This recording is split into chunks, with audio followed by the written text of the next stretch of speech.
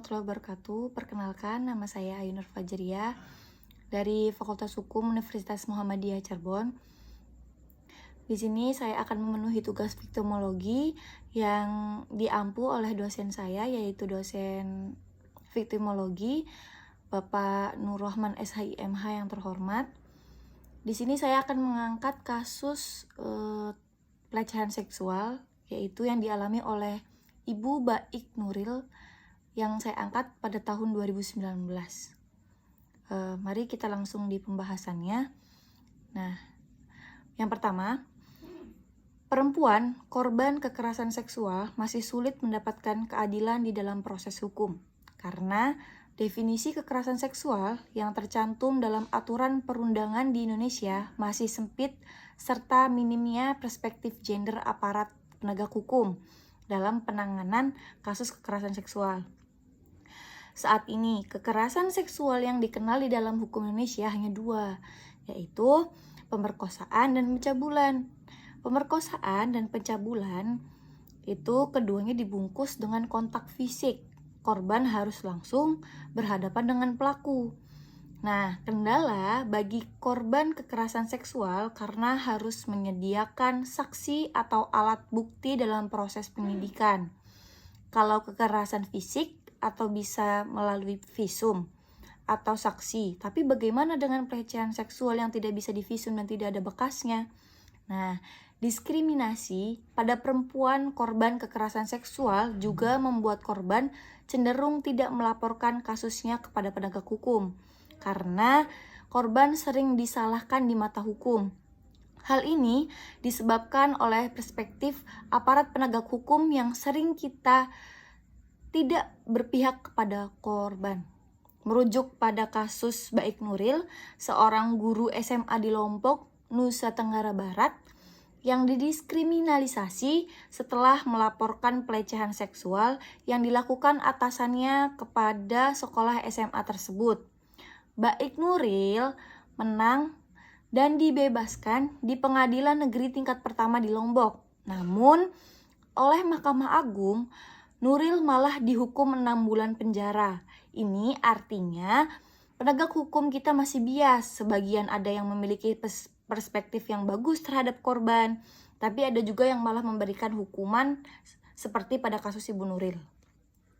Nah, kedua, lahirnya peraturan Mahkamah Agung nomor 3 tahun 2017 tentang panduan pedoman mengadili perkara perempuan berhadapan dengan hukum merupakan kemajuan yang sangat besar dalam proses peradilan untuk melindungi korban pelecehan tersebut, seperti dibolehkannya pendamping korban untuk memberikan saksi dan pemeriksaan korban melalui telekonferensi atau mekanisme audiovisual.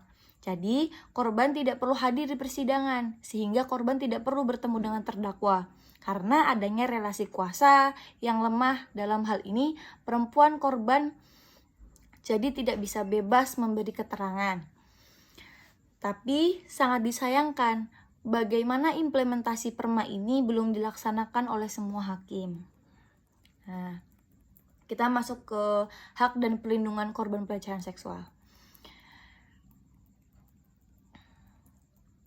Jika dilihat dalam sistem hukum hak asasi manusia, atau lebih disingkat dengan HAM internasional, bahwa pengakuan hak perempuan sebagai hak asasi manusia berakar pada Deklarasi Umum Hak Asasi Manusia yang muncul pada tahun 1947 dan disahkan oleh Majelis Umum Perserikatan Bangsa-Bangsa (PBB) pada 10 Desember 1948. Deklarasi ini kemudian disebut DUHAM sebagai awal kodifikasi tentang standar pengakuan hak manusia yang ada di dalamnya, termasuk hak perempuan. Nah, DUHAM sebagai standar umum bagi semua masyarakat dan semua bangsa untuk berjuang bagi kemajuan martabat manusia. Selanjutnya, di samping merumuskan International Bill of Rights dalam waktu yang bersamaan, PBB mulai menggunakan perjanjian-perjanjian untuk menjamin hak-hak asasi manusia di bidang-bidang spesifik.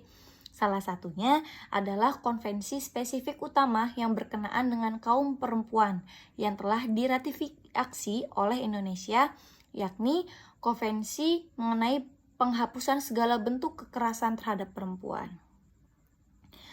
Nah, perkembangan dalam hukum nasional sampai saat ini, hak dan perlindungan bagi korban pelecehan seksual masih tidak begitu responsif terhadap kepentingan korban.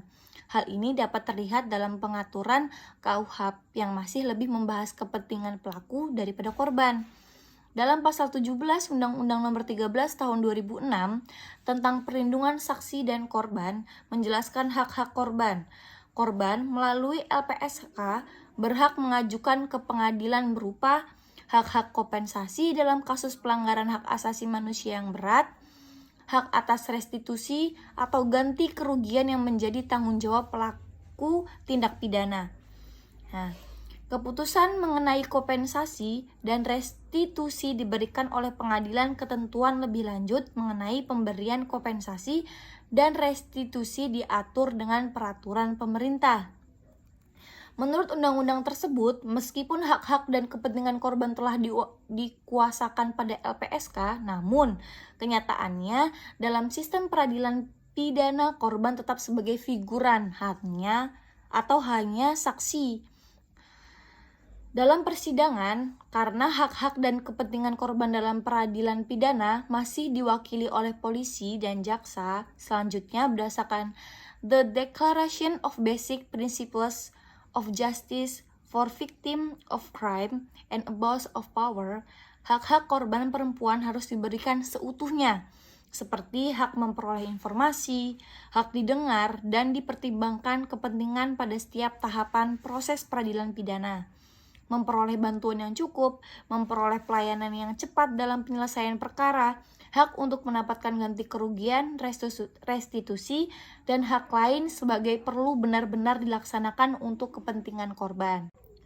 Sekian pemaparan tugas viktimologi dari saya. Semoga tugas saya diterima dengan baik. Maaf jika ada kesalahan atau kekurangan dalam informasi, karena saya juga sedang belajar. Wabillahi taufiq wal hidayah. Wassalamualaikum warahmatullahi wabarakatuh.